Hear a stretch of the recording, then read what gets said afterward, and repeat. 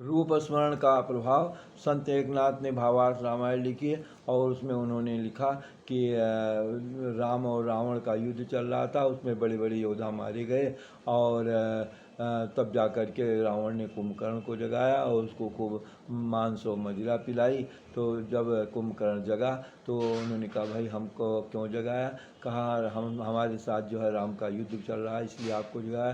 कहा युद्ध का क्यों चल रहा है? कहा सीता के लिए चल रहा है। कहा सीता को आप क्यों ले आए? कहा सीता को जो है सीता अत्यंत सुंदरी है और हमारे जो है। तो उन्होंने कहा कि भाई लंका में तो देव कन्याएँ और भी गंधर्व कन्याएँ तमाम हैं, एक से एक बढ़कर सुंदरी हैं, फिर सीता को लाने की क्या ज़रूरत? कहा नहीं, सीता जो है वो सबसे श्रेष्ठ सुंदरी हैं, इसलिए मैं उनको हरण करके ले आया हूँ।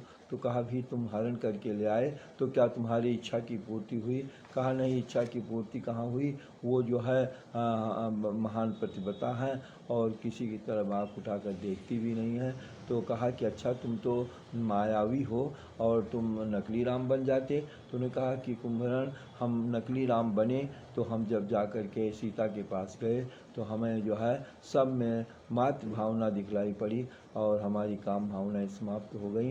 तो उन्होंने कहा कि भाई जब नकली राम बनने से जो है नकली राम बनने से काम भावनाएं समाप्त हो जाती हैं और तो जो भगवान का भजन करते हैं तो उनकी क्या दशा होगी।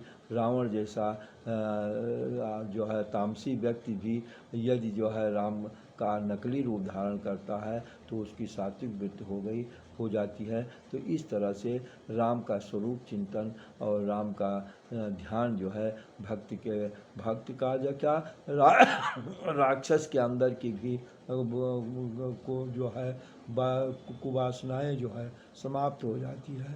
जय श्री राम।